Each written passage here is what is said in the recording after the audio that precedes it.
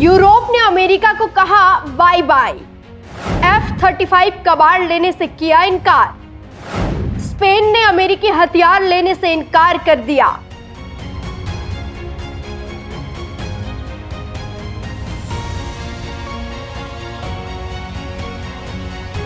नमस्कार, मैं हूं आपके साथ सपना दारू। स्वागत है आपका हमारे चैनल NMF न्यूज पर।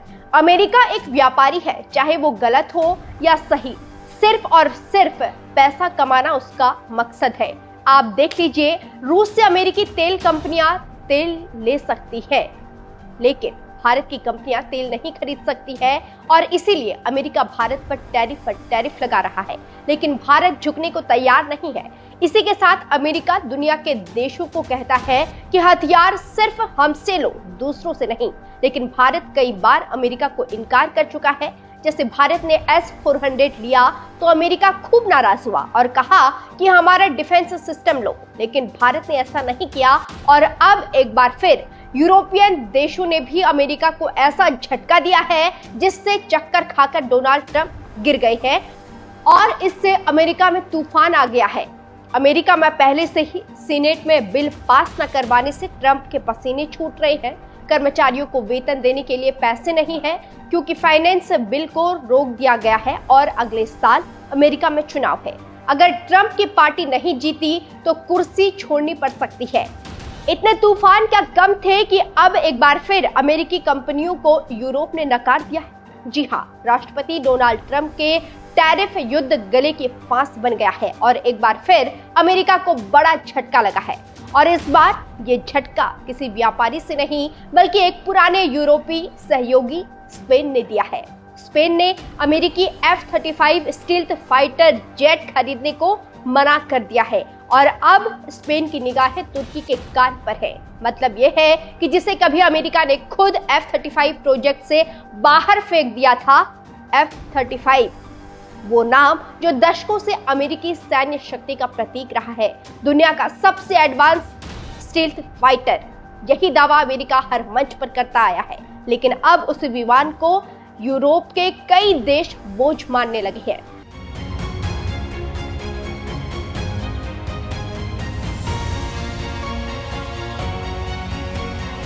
जानकारी देते चले कि स्पेन ने ये सौदा रद्द करने से अमेरिका को बड़ा आर्थिक झटका दिया है, जिससे अमेरिका हिल गया है।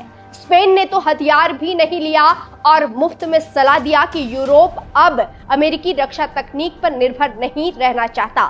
स्पेनिश मीडिया EI इकोनॉमिस्टा की रिपोर्ट की माने तो स्पेन अब गंभीरता से तुर्की के नए 5th जनरेशन फाइटर कान को अपनाने पर विचार कर रहा है।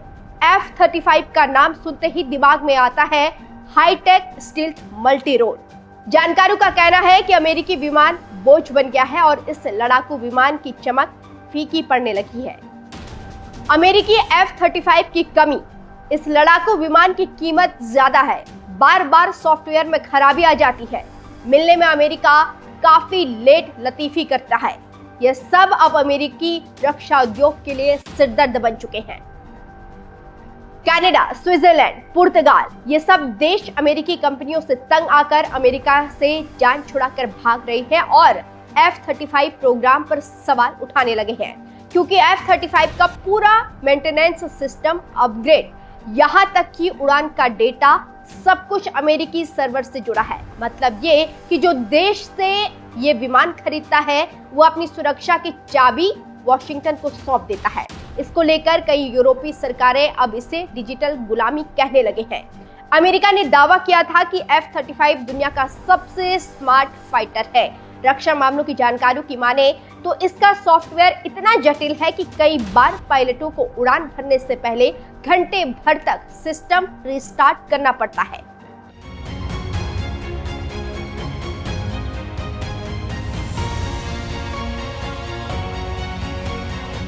जानकारों का कहना है कि अपना कबाड़ बेचने के लिए ट्रंप दूसरे देशों को धमकाते हैं और कहते हैं कि ये लड़ाकू विमान लो, लेकिन अन्य देश इस लड़ाकू विमान से इतना तंग आ चुके हैं कि अब अमेरिका और ट्रंप दोनों से हाथ जोड़ दिया है।